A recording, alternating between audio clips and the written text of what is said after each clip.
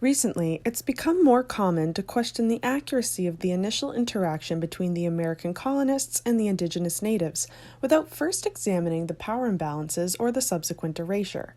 What was first common knowledge is now being recognized as having been the projection of the colonial body as a savior. Our goal today is to look critically at this kind of rewriting of history. Before our applied criticism, we need to understand the concept of racial formation in this context. Racial formation theory can be roughly defined as race being a socially constructed identity where racial divisions are determined socially, economically, and politically. Keep in mind that between the relatively new American government and the indigenous populations of the land they were now occupying, there existed a disparity that we will refer to as a power imbalance, the existence of which is multifaceted. Racial formation itself can be evidenced in plenty of early governmental doctrine.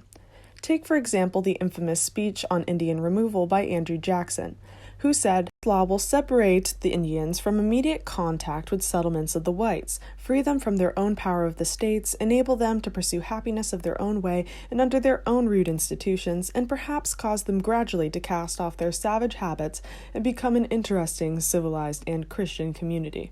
Practically all the criteria for racial formation theory can be evidenced here.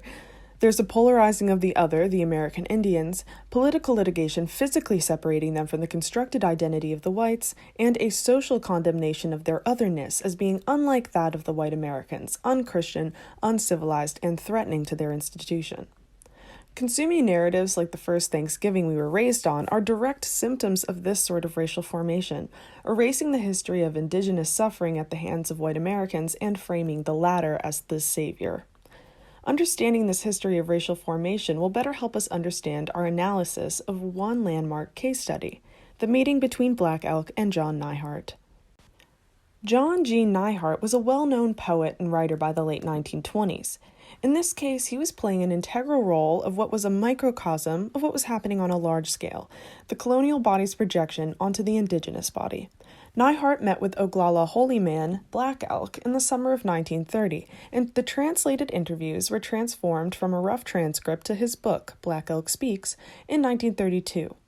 Neihardt arguably conducted the interview out of curiosity, in the pursuit of prohibited information about life beyond. Neihardt described himself as an amateur historian and ethnographer, on top of his recognized credentials as a poet. At the turn of the century, Neihardt would have also been privy to the spiritual practices that were ripping through the West. Spiritualism and other forms of necromancy were the new fad, propagating to white Americans via Europe. White Americans were growing interested in the indigenous practice of the ghost dance, which was a means to communicate with ancestors who had since passed and restore land to the indigenous collective. While the meeting of Black Elk and Neihardt can be viewed as an intersection, it's not necessarily under the framework of intersectionality. Kimberly Crenshaw, who coined the term, roughly defines intersectionality as an analytical framework for understanding how aspects of a person's social and political identities combine to create different modes of discrimination and privilege. Considering all the factors that apply to an individual in combination, rather than considering each factor in isolation. The work that you all did in assigning each of these individuals possible ways that they knew or understood the world around them is intersectionality itself. Their backgrounds make up who they are as a complete individual. The meeting and subsequent book, however, ends up being filtered through colonist solipsism, which is to say that in the context of this power imbalance, it is only through the colonist voice that the indigenous collective is heard. So why is this an issue? At face value, we see the white scholar wants to meet with Black Elk, who has personally invited him to the Pine Ridge Reservation. It would appear that two human beings' connection to spirituality have, by fate, brought them to this meeting to learn from one another. However, it's through the colonial voice that we hear Black Elk, as Neihardt is the man with the pen and the paper, interpreting indigenous words through his colonial body to be understood by a colonial audience. As Black Elk describes seeing battle, disclosing hardships of fighting the throes of nature and the encroaching white Americans, there is at the same time a battle of voice taking place in this intersection. The non-native reader can soak in the information from a place of comfort and safety only because we're hearing the filtered words of a native man through a non-native tongue. Overlooking the colonial solipsism taking place in this intersection is what allows the continuation of racial formation and the rewriting of history. We should instead be dissecting the individual identities that make up the whole of these men to understand the power dynamic at play here on a large historical scale. Solipsism gives a white audience the comfort to feel as if we are Neihardt being offered the sacred pipe, ignorant of the fact that we're merely listeners being offered the narration through Neihardt. Let us examine the voice of the individual as being representative of their collective. In Black Elk's invitation to speak on his experience, he is representing not only the Oglala Lakota, but the indigenous body as a whole. When he offers his voice to Neihardt, the colonial body can now sacrifice his voice to their collective. Though the act's disheartening, it shows why intersectionality is so important when analyzing colonial work critically. In a way, the sacrifice of Black Elk's voice to Neihardt, who represents the colonial body, is an act of devotion to his own collective of Native peoples. When faced with erasure, one of the few strategic options left to preserve your culture is by leaving it with the colonial body. It's not ideal, but oftentimes this is the only other option besides losing your oral history with the death of your collective. The symbols of power paradox are all over the narrative of Black Elk Speaks. When Black Elk hands Neihardt the sacred pipe and shares with him the story of its origin, he's handing a mouthpiece to the colonial body. The pipe that rests on the lips of the Lakota contains their voice, and now it is sacrificed to the lips of the colonist.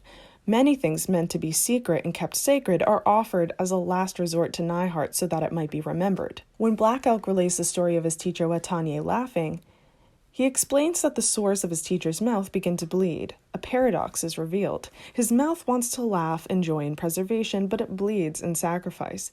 There's even an irony in the book's title, Black Elk Speaks. Black Elk does not get to speak freely, but it's Neihardt who willingly accepts the sacrifice of his voice and takes it as his own. We must acknowledge that both men bring to the table his own way of understanding the world around himself. Where Black Elk relies heavily on his visions and experiences to influence his behavior, Neihardt relies heavily on formal Western education and Christian principles to influence how he interprets. To examine the aftermath of this meeting, we must understand the definition of the Foucaultian term biopower.